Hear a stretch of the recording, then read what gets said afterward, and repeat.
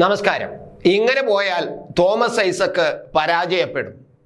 കിട്ടി ഉടനെ അടി ഈ അഭിപ്രായം പറഞ്ഞ സഖാവിന് നേതാവിൻ്റെ വക. നേതാവിന് അതങ്ങ് പിടിച്ചില്ല.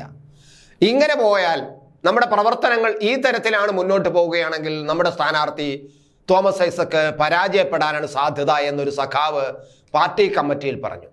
പാർട്ടി കമ്മിറ്റിയിൽ എന്ന് പറഞ്ഞാൽ തിരഞ്ഞെടുപ്പ് അവലോകന യോഗത്തിൽ സാധാരണ CPM-ന്റെ ഒരു സംഘടനാ രീതി അനുസരിച്ച് മറ്റെല്ലാ പാർട്ടികളും പോലെയല്ല, അവർ നിരന്തരം അവലോകന യോഗങ്ങൾ കൂടാറുണ്ട്.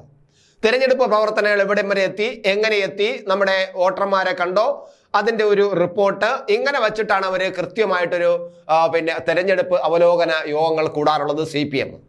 അങ്ങനെ പത്തനംതിട്ടയിൽ കഴിഞ്ഞ ദിവസം ഒരു സ്ഥലത്ത് CPM-ന്റെ ഒരു യോഗം നടന്നു. CPM ജില്ലാ സെക്രട്ടേറിയറ്റ് യോഗത്തിലാണ് ഈ കയ്യാങ്കളി നടന്നത് എന്നതാണ് ഏറ്റവും പ്രധാനം. പാർട്ടി ജില്ലാ സെക്രട്ടേറിയറ്റ് യോഗത്തിൽ, അതായത് പാർട്ടിയുടെ ജില്ലയുടെ ഏറ്റവും പ്രധാനപ്പെട്ട അല്ലെങ്കിൽ ഏറ്റവും ഉയർന്ന പാർട്ടി ഘടകമാണ് പാർട്ടി ജില്ലാ സെക്രട്ടേറിയറ്റ് യോഗം. അവിടെ ഒരു മുതിർന്ന സെക്രട്ടേറിയറ്റ് അംഗത്തിന് മർദ്ദനമേറ്റു എന്ന് പറഞ്ഞാൽ CPM സാധാരണ ഒരു വാർഡ് കമ്മിറ്റിയിലോ അല്ലെങ്കിൽ ഒരു സാധാരണ ബൂത്ത് കമ്മിറ്റിയിലോ അല്ല ഇത് സംഭവിച്ചിരിക്കുന്നത്. ഇത് നടന്നത് അദ്ദേഹം ഒരു പ്രധാനപ്പെട്ട നേതാവ് ഇത് പറഞ്ഞതോടുകൂടി തന്നെ പ്രധാന നേതാവിന് ഇത് ഇഷ്ടപ്പെട്ടില്ല, ചാടിക്കേറി അടി കൊടുത്തു. പിന്നാലെ തിരഞ്ഞെടുപ്പുമായി ബന്ധപ്പെട്ട പദവികൾ രാജിവെച്ച് ആ നേതാവ് സെക്രട്ടേറിയറ്റ് അംഗം ഇറങ്ങുകയും ചെയ്തു. പാർട്ടിക്ക് പരാതിയും നൽകി എന്നാണ് കേൾക്കുന്ന വിവരം. മന്ത്രി വാസവൻ കൂടി പങ്കെടുത്ത യോഗത്തിലാണ് ഇത്തരത്തിൽ കയ്യാങ്കളി നടന്നത് എന്നത് എടുത്തു പറയേണ്ട കാര്യമാണ്. ഇന്നലെ വൈകിട്ടാണ് തോമസ് ഐസക്കിന് തിരഞ്ഞെടുപ്പ് പ്രവർത്തനങ്ങൾ വിലയിരുത്താൻ യോഗം ചേർന്നത്.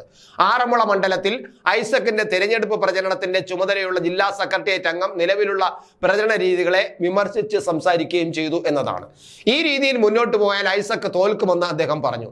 നേതാക്കളുടെ ആലസ്യം പരാമർശിച്ചുകൊണ്ടാണ് അദ്ദേഹം ഇത്തരത്തിൽ പറഞ്ഞത്. അതായത് ജില്ലയുടെ നേതൃത്വം വഹിക്കുന്ന നേതാക്കൾക്ക് ഇത്തരത്തിൽ ഒരു താല്പര്യവുമില്ലെന്നും അവരൊരു തരം ആക്കാനും വേണ്ടി ഓക്കാനിക്കുന്നത് പോലെ കാണിക്കൽ പ്രവർത്തനം മാത്രമാണ് നടത്തുന്നത് എന്നുമായിരുന്നു അദ്ദേഹത്തിന്റെ വിമർശനം. തുടർന്ന് തിരഞ്ഞെടുപ്പുമായി ബന്ധപ്പെട്ട ചുമതലകളിൽ നിന്നും രാജ്യസന്നദ്ധതയും അറിയിച്ചു ഇദ്ദേഹം. ഇങ്ങനെ പോയി കഴിഞ്ഞാൽ എനിക്ക് ഈ തിരഞ്ഞെടുപ്പ് പ്രവർത്തിക്കാൻ വയ്യ, നേതാവ് തോൽക്കുന്ന പ്രവർത്തനത്തിന് ഞാൻ എന്തിനിരിക്കണം, അതുകൊണ്ട് വേണ്ടി വന്നാലും ഞാൻ ഈ തിരഞ്ഞെടുപ്പ് അവലോകന കമ്മിറ്റിയിൽ നിന്ന് ഞാൻ പോകുന്നു എന്നതും ആ തിരഞ്ഞെടുപ്പ് എന്റേതായ രീതിയിൽ ഞാൻ പ്രവർത്തിച്ചോളാം എന്നൊക്കെ അദ്ദേഹം പറഞ്ഞു. ഇതോടെയാണ് അടുത്ത ജില്ലാ സെക്രട്ടറി സ്ഥാനം നോട്ടമിടുന്ന ജില്ലാ സെക്രട്ടേറിയറ്റ് അംഗം അസഫെ വിളിച്ചുകൊണ്ട് ഇദ്ദേഹത്തെ മർദ്ദിച്ചത് എന്നാണ് ഇപ്പോൾ പുറത്തു വരുന്ന വിവരം.